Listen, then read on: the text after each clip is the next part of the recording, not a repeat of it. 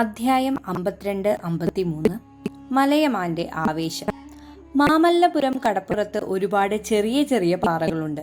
കടൽ മുന്നേറുമ്പോൾ അവ വെള്ളത്തിൽ കുളിച്ചു നിൽക്കും. കടൽ പിറകോട്ട് പോകുമ്പോൾ അവിടെ ഇരിക്കാൻ പാകത്തിന് ഉണങ്ങിയിരിക്കും. അത്തരം 2 പാറകളുടെ മേൽ മലയമാനും കരികാലനും മുഖത്തോട് മുഖം നോക്കിയിരുന്നു. പാർത്ഥിപേന്ദ്രൻ അവരുടെ ഒരു വശത്തായി മണ്ണിൽ നിന്നു. തീരത്തിൽ നിന്ന് ചെറിയ വള്ളങ്ങളിൽ സാധനങ്ങൾ പുറം കടലിലുള്ള കപ്പലുകളിലേക്ക് ആളുകൾ കൊണ്ടുപോയിരുന്നു. ഇരട്ട മണ്ഡപത്തിലേക്കുള്ള പടയോട്ടത്തിന് കരുതി വെച്ചിരുന്ന സാധനങ്ങൾ ഈഴത്തിലേക്ക് പോകുന്ന കപ്പലുകളിൽ കയറ്റി അയക്കുകയായിരുന്നു. ഇതെല്ലാം പോകുന്നത് കാണുമ്പോൾ എന്റെ ഉള്ളുരുകുന്നു, പാർത്ഥിപൻ പറഞ്ഞു. ചോള സൈന്യം ഈഴത്തിൽ വിജയക്കൊടി നാട്ടുകയാണ്. അവർ അതിന്റെ പഴയ തലസ്ഥാന നഗരമായ അനുരാധപുരം കീഴടക്കി കഴിഞ്ഞു. അത്തരം യോദ്ധാക്കളെ പട്ടിണിക്കിടുന്നത് ശരിയാണോ? ആദിത്യൻ ചോദിച്ചു. രാജകുമാര, വേണ്ട എന്നല്ല ഞാൻ പറയുന്നത്. സാമഗ്രികൾ ചോളനാട്ടിൽ നിന്നും നാഗപട്ടണം തുറമുഖം വഴി അയച്ചാൽ പോരെ? ഈ വരണ്ട തൊണ്ട നാട്ടിൽ നിന്ന് തന്നെ വേണോ അത്? ഇത് നമുക്ക് വടക്കോട്ട് പട നടത്താൻ തടസ്സമാകില്ലേ എന്ന് കരുതി പറഞ്ഞതാണ്. അതാലോചിച്ച് എനിക്കും ദുഃഖമുണ്ട് പാർത്ഥിബ. ആ പഴുവേറ്റരയന്മാർ എന്താണാവോ കരുതിയിരിക്കുന്നത്? ഇതെല്ലാം അവരുടെ ചതിപ്രയോഗങ്ങളാണ്. മുത്തശ്ശ, ഇനിയെങ്കിലും ഒന്ന് വാ തുറന്നൂടെ? ഞാൻ എന്തിനാ സംസാരിക്കുന്നത്? എനിക്കും കൂടി ഉള്ളത് ഇവൻ നിർത്താതെ സംസാരിക്കുന്നുണ്ടല്ലോ. മലയമാൻ പാർത്ഥിപേന്ദ്ര പല്ലവനെ ചൂണ്ടിക്കാണിച്ചുകൊണ്ട് പറഞ്ഞു. പാർത്ഥിവ, നീ കുറച്ചു നേരം മിണ്ടാതിരിക്കൂ, മുത്തശ്ശൻ പറയട്ടെ, ആദിത്യൻ പറഞ്ഞു. 1000-ൽ പരം വർഷങ്ങളായി രാജ്യം ഭരിക്കുന്ന താവഴിയാണ് എൻ്റേത്. വയസ്സുകൊണ്ട് എൻ്റെ ശരീരം തളർന്നാലും എൻ്റെ മനസ്സിനെയും തളർന്നിട്ടില്ല. ഇന്നലെ വന്ന പഴുവേറ്റരയന്മാർ എന്നെ പിടിച്ചുകെട്ടാൻ നോക്കിയാൽ ഞാൻ സമ്മതിക്കുമോ? ആദിത്യ, നീ കുറച്ചു മുമ്പ് പഴുവേറ്റരയന്മാർ എന്താണ് വിചാരിച്ചിരിക്കുന്നത് എന്ന് ചോദിച്ചില്ലേ? അതെന്താണെന്ന് ഞാൻ നിനക്ക് പറഞ്ഞു തരാം. സൈനികർക്ക് ഭക്ഷണ സാമഗ്രികൾ അയക്കുന്ന കാര്യത്തിൽ നീയും നിന്റെ അനുജൻ അരുൾമൊഴിവർമ്മനും തമ്മിൽ അഭിപ്രായ വ്യത്യാസം ഉണ്ടാകണം. നിങ്ങൾ രണ്ടുപേരും വഴക്കടിക്കുന്നത് കണ്ട് ഞാൻ ദുഃഖിക്കണം. അതാണ് അവരുടെ ആഗ്രഹം. അതൊരിക്കലും നടക്കില്ല മുത്തശ്ശ. അവനെയും എന്നെയും ആർക്കും വേർപിരിക്കാനാവില്ല. അവനു വേണ്ടി എൻ്റെ ജീവൻ കളയാൻ പോലും ഞാൻ തയ്യാറാണ്. ഇവിടെ ഉണ്ടുറങ്ങി സമയം കളയുന്നതിൽ ഭേദം ഭക്ഷണ സാധനങ്ങൾ കൊണ്ടുപോകുന്ന കപ്പലിൽ കയറി ഞാൻ ലങ്കയ്ക്ക് പോയാലോ? അവൻ എന്ത് കഷ്ടപ്പാടാണോ അവിടെ? ആദിത്യൻ പറഞ്ഞു. ഞാനും കൂടെയുണ്ട് രാജകുമാര. നമുക്ക് സൈന്യത്തെയും കൊണ്ടുപോകാം. എന്നിട്ട് ലങ്ക മുഴുവൻ പിടിച്ചെടുക്കാം. അവിടുന്ന് നേരെ തഞ്ചാവൂർ പോകാം. പഴവൂർ സഹോദരന്മാരെ തോൽപ്പിച്ച് ചക്രവർത്തിയെ ഇങ്ങോട്ട് കൊണ്ടുവരാം. പല്ലവന് ആവേശം കയറി. ആദിത്യ, നീ കണ്ടില്ലേ, ഇവൻ വീണ്ടും വായ തുറന്നു. ഇനി ഞാൻ സംസാരിക്കുന്നില്ല, മുത്തശ്ശൻ പറഞ്ഞു. പാർത്ഥിപൻ കൈകൊണ്ട് തൻ്റെ വായ പൊത്തി ഇനി സംസാരിക്കില്ല എന്ന് ആംഗ്യം കാണിച്ചു. ആദിത്യ, ഞാൻ നിന്റെ മുത്തശ്ശനായതുകൊണ്ട് പറയുകയല്ല. എൻ്റെ ഈ പ്രായം വരെ ഞാൻ ഒരുപാട് യോദ്ധാക്കളെ കണ്ടിട്ടുണ്ട്. നിന്നെപ്പോലെ ശത്രുക്കളുടെ ഇടയിലേക്ക് ചാട്ടുളി പോലെ പാഞ്ഞു കയറുന്ന ഒരുവനെ ഞാൻ കണ്ടിട്ടില്ല. 16 വയസ്സിൽ നീ പടക്കളത്തിൽ കാണിച്ച സാഹസികത കണ്ട് ഞാൻ അഭിമാനിച്ചിട്ടുണ്ട്. പടക്കളത്തിൽ നേരിൽ കാണുന്ന ശത്രുവിനെ ഭയപ്പെടേണ്ടതില്ല. പക്ഷേ മറഞ്ഞിരിക്കുന്നതും ചതിപ്രയോഗത്തിലൂടെയും ആക്രമിക്കാൻ തയ്യാറെടുക്കുന്ന ശത്രുവിനെ മുൻകരുതൽ എടുക്കണം എന്നാണ് തിരുവള്ളുവർ പറഞ്ഞിരിക്കുന്നത്. നിനക്കും ഈ നിൽക്കുന്ന പല്ലവനും മുൻകോപവും എടുത്തുചാട്ടവും കൂടുതലാണ്, മുൻജാഗ്രത കുറവും. മുത്തശ്ശ, ഇത് എത്രാമത്തെ പ്രാവശ്യമാണ് എന്നോട് പറയുന്നത്? കരികാലൻ ചോദിച്ചു. വയസ്സന്മാർ പറഞ്ഞത് തന്നെ പറയും. നീ ഓർമ്മിച്ചത് നന്നായി. നീ അരുൾമൊഴിയെ ഇങ്ങോട്ട് കൊണ്ടുവരണം. അപകട സമയത്ത് സഹോദരന്മാർ ഒരുമിച്ചിരിക്കുന്നതാണ് പരസ്പര സഹായം. മുത്തശ്ശ, അപ്പോൾ അവിടുത്തെ യുദ്ധമോ? അവിടെ മഴക്കാലം ഉടനെ വരും. 4 മാസത്തേക്ക് 2 സൈന്യത്തിനും ഒന്നും ചെയ്യാൻ സാധിക്കില്ല. പിടിച്ച സ്ഥലം വിട്ടുകൊടുക്കാതെ അരുൾമൊഴിയുടെ 2 പടത്തലവന്മാർ നോക്കിക്കോളും. ആഠേ, മുത്തശ്ശൻ ചതിപ്രയോഗം എന്ന് പറഞ്ഞത്? ആദിത്യ കരികാലൻ ചോദിച്ചു. അപ്പോൾ മലയമാൻ കടമ്പൂർ മാളികയിൽ വെച്ച് നടന്ന സംഭവങ്ങളെല്ലാം വളരെ കൃത്യമായി പറഞ്ഞുകൊടുത്തു. ആ കിളവന്മാർ വിചാരിച്ചാൽ എന്ത് ചെയ്യാൻ പറ്റും മുത്തശ്ശ? അവരുടെ നേതാവ് കിഴവന് വയസ്സ് കാലത്ത് ഒരു ചെറുപ്പക്കാരിയെ വിവാഹം കഴിക്കാൻ സാധിക്കുമെങ്കിൽ അവർക്ക് എന്തൊക്കെ ചെയ്തുകൂടാ?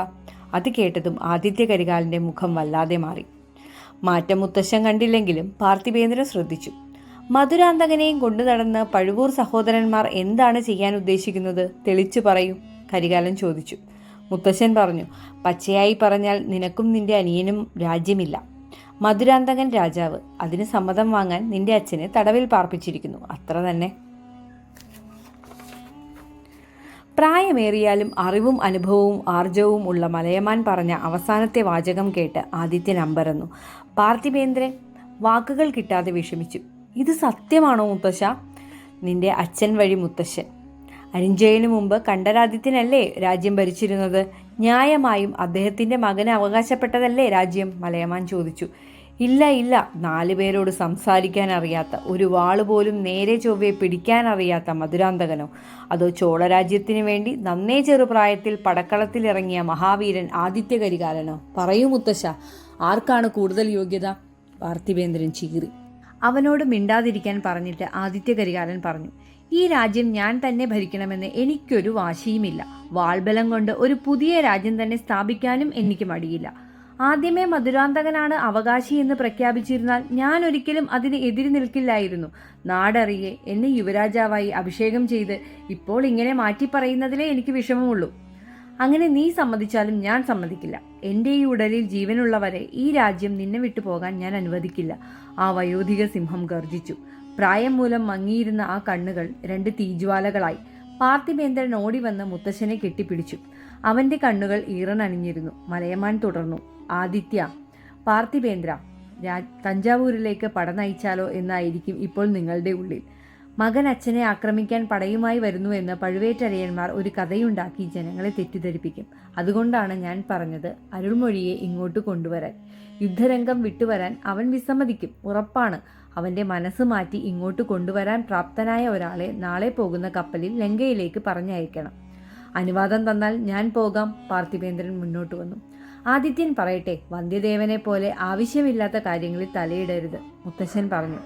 ഞാൻ പറഞ്ഞില്ലേ, പാർത്ഥിപേന്ദ്രൻ വന്ധ്യദേവനെ കുറ്റം പറയാനുള്ള അവസരം മുതലാക്കി. ഞാൻ മുഴുവനും പറയട്ടെ, മലയമാൻ തുടർന്നു. എന്നിട്ട് എനിക്ക് ആദ്യം അവനെ സംശയമുണ്ടായിരുന്നു. കാരണം അന്ന് രാത്രി അവൻ കടമ്പൂർ മാളികയിൽ താമസിച്ചു. മുത്തശ്ശ, താങ്കൾക്ക് ദിവ്യദൃഷ്ടിയുണ്ടോ? ഇതെല്ലാം എങ്ങനെ അറിയുന്നു? കരികാലൻ ചോദിച്ചു. കടമ്പൂര് ഇങ്ങനെയൊരു സംഗമം നടക്കാൻ പോകുന്നു എന്ന് ഞാൻ നേരത്തെ അറിഞ്ഞു. എന്നോടൊന്നും പറയാത്തത് കൊണ്ട് എനിക്ക് സംശയമായി. ഇവരുടെ യോഗം കഴിഞ്ഞ് തിരിച്ചു വന്നിരുന്ന കുന്നത്തൂർ കീഴാർ എന്ന പ്രമാണിയെ വഴിയിൽ വെച്ച് ബലം പ്രയോഗിച്ച് എൻ്റെ അരമനയിലേക്ക് കൊണ്ടുപോയി. അയാൾ എന്നോട് എല്ലാം പറഞ്ഞു. ഇതാരോടും പറയരുതേ എന്ന് പറഞ്ഞ് അയാളെ ഞാൻ വിട്ടയച്ചു. ശംഭുവരയൻ്റെ മകൻ കന്തൽമാറൻ വന്ധ്യദേവന്റെ സുഹൃത്താണത്രേ. ആ വഴി വന്നപ്പോൾ അങ്ങോട്ട് കയറിയതാണ്. പിന്നീട് വന്ധ്യദേവൻ കന്തൽമാറനെ പുറകിൽ നിന്നും കുത്തി എന്നറിഞ്ഞ ഉടൻ തന്നെ അവൻ നമ്മുടെ ഭാഗത്താണെന്ന് എനിക്ക് മനസ്സിലായി, മലയമ്മൻ പറഞ്ഞു. അയ്യോ, വന്ധ്യദേവൻ ഒരിക്കലും അങ്ങനെ ചെയ്യില്ല. പോരാത്തതിന് കന്തൽമാറനും അവനും നമ്മുടെ സൈന്യത്തിൽ ഒരുമിച്ച് ജോലി ചെയ്തിരുന്ന സുഹൃത്തുക്കളാണ്. ആദിത്യൻ പരിഭ്രമത്തോടെ പറഞ്ഞു. ആദിത്യ, കന്തൽമാറൻ പഴുവേറ്റരയന്മാരുടെ കൂടെ ചതിയിൽ ചേർന്നത് അറിഞ്ഞ് ദേഷ്യം വന്ന് നിന്നെ വളരെയധികം ഇഷ്ടപ്പെടുന്ന വന്ധ്യദേവൻ അങ്ങനെ ചെയ്തിരുന്നുവെങ്കിൽ? മലയമാൻ ചോദിച്ചു.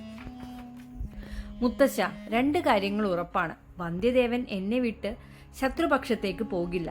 നേരും നെറിയുമുള്ള അവൻ ആരെയും പിറകിൽ നിന്ന് ഒരിക്കലും കുത്തില്ല. അങ്ങനെ നടന്നാൽ സൂര്യൻ രാത്രിയിൽ ഉദിക്കും, ഭൂമി തലമേൽ മറിയും. ആദിത്യന്റെ വാക്കുകൾ അവന്റെ ഉള്ളിൽ നിന്നും വന്നതായിരുന്നു. അവൻ വിശ്വസ്തനാണ്. എനിക്കും അവൻ അങ്ങനെ ചെയ്യുമെന്ന് തോന്നിയില്ല. പക്ഷേ ഭംഗിയുള്ള പെണ്ണുങ്ങളെ കണ്ടാൽ അവന്റെ മനസ്സ് ചഞ്ചലമാകും, പാർത്ഥിപേന്ദ്രൻ പറഞ്ഞു. ചിരിച്ചുകൊണ്ട് കരികാലൻ പറഞ്ഞു. നല്ല കാര്യമായി. ചക്രവർത്തിക്ക് ഓല കൊടുത്തതിനു ശേഷം അവനെ എൻ്റെ സഹോദരി കുന്തവയുടെ അടുത്ത് പോകാനാണ് പറഞ്ഞിരിക്കുന്നത്. അവൾ ഏതായാലും അവനെ ഒരു പാഠം പഠിപ്പിക്കും.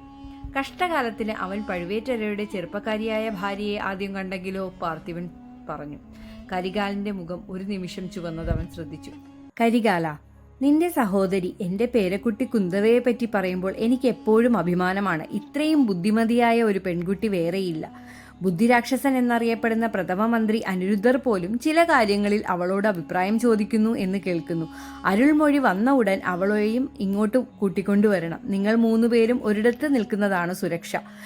ഇത് പറഞ്ഞുകൊണ്ട് മലയമാൻ എഴുന്നേറ്റു. കുറേ നേരമായി, എനിക്കൊന്ന് വിശ്രമിക്കണം. അദ്ദേഹം രഥം നിൽക്കുന്ന സ്ഥലത്തേക്ക് പോയി. പാർത്ഥിപൻ കരികാലനോട് പറഞ്ഞു. സുഹൃത്തെ, താങ്കളുടെ മനസ്സ് വളരെ പ്രക്ഷുബ്ധമാണ്. പഴുവേറ്റരയരുടെ ചെറുപ്പക്കാരിയായ ഭാര്യ എന്ന് കേൾക്കുമ്പോൾ തന്നെ താങ്കൾക്ക് പ്രകടമായ ഭാവമാറ്റം വരുന്നുണ്ട്.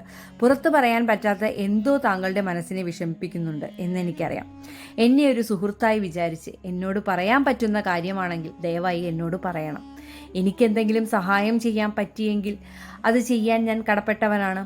പാർത്ഥിവ, എൻ്റെ ഈ വേദന ഞാൻ മരിക്കുന്നതുവരെ എൻ്റെ കൂടെ ഉണ്ടാകും. നിന്നോട് പറയാൻ പാടില്ലാത്തതൊന്നുമല്ല. രാത്രി നമുക്ക് സംസാരിക്കാം. ഇപ്പോൾ പാവം മുത്തശ്ശനെ നമുക്ക് അരമനയിൽ കൊണ്ടുവിടാം. അവർ നടന്നു.